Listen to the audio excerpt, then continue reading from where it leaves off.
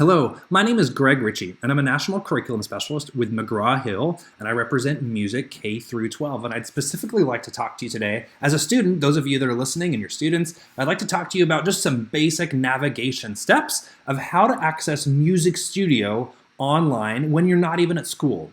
All right, and specifically within Music Studio, because Music Studio is a digital platform that holds 3 different unique curriculums for schools and for students.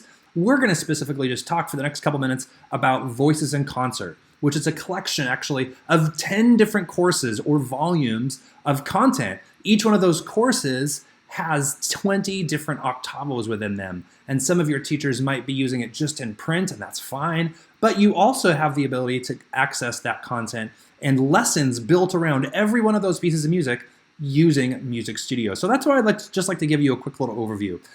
You may all be arriving to this page, which I call the dashboard, in different ways. Some of you may have like a single sign-on where you access it from within your district or school homepage.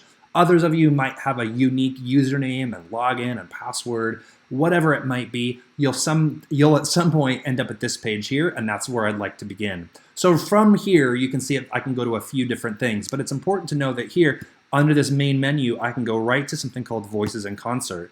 This is going to take me specifically in my account to a place that might be different than yours. What I've got in my account are all of the courses. I mentioned earlier there was 10 different volumes, 1A treble, 1B treble, 2 mixed, 2 tenor bass. You get the idea. And then every one of these courses actually has a sight singing book or course that goes along with it too. So when I click up here, I'll do it again, menu, Voices in Concert, it takes me and it'll take you to the very first course in whatever course or courses you have as part of your own account. It might just be one course, it might be 2 or 3, whatever it might be.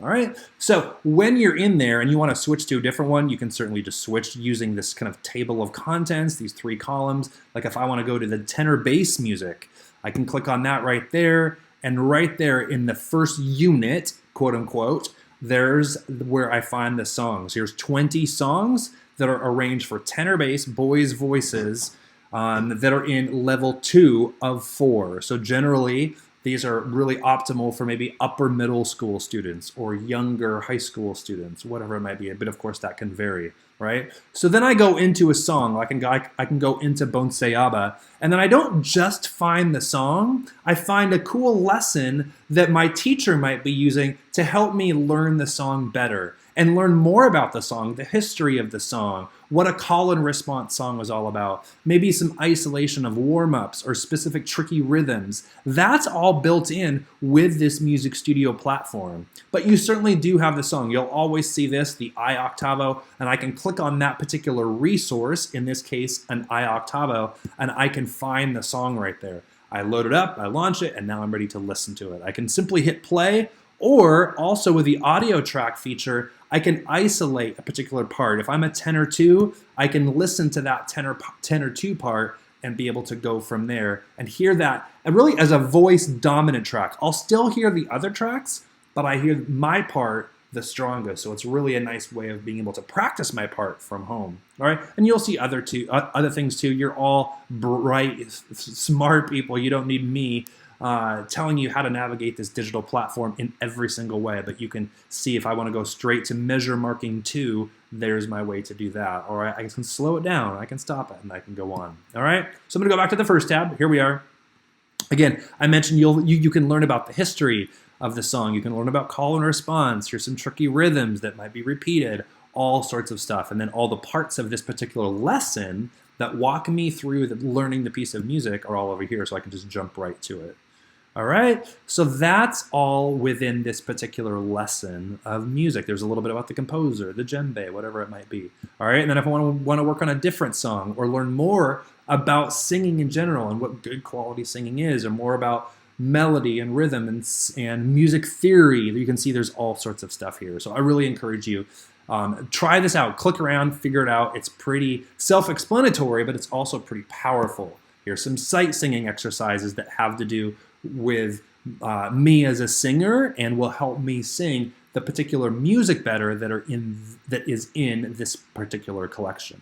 All right, so that's treble, mixed, and then there's tenor bass. Those are the 3 different voicings, and then there's 4 levels. So that's how it's all built out. All right, I'm gonna go back here to my Music Studio homepage just to get our bearings right here. The lesson resources right here, this is gonna populate with whatever content happens to be in the song lesson that your teacher has kind of planned out for that particular part of the day. This may not apply to you at all right? Because they may be using their teacher account for Music Studio in a different way. But at any point, if they put a particular lesson into their planner, then those resources will directly appear there for you. Here's some featured content. Sometimes students want to just quickly go to a metronome. So we've put that right there, and we've given the opportunity to have a little metronome right there for you as well. So play around with that, all sorts of stuff. Now, the last thing I want to show you is just the resources that you can go to up here.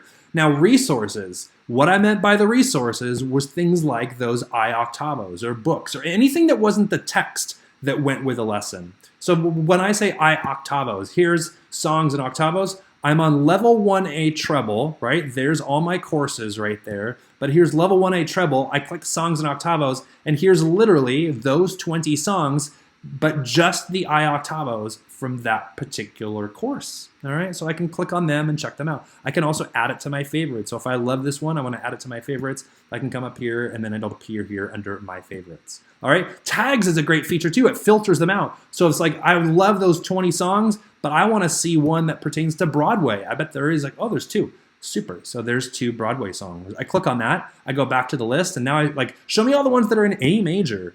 All right, so there's one that's in A major. You get the idea. So it's a great way of filtering out some of those resources. But on your own, check out all these other categories that are in here as well. There's some skill builders, things about learning more about musicians and careers that you might have in music as well. All right, I hope that's been helpful. That's your quick little tutorial of how, as a student, you can access and use Voices in Concert as it lives on Music Studio. Thanks so much, and all the best to you.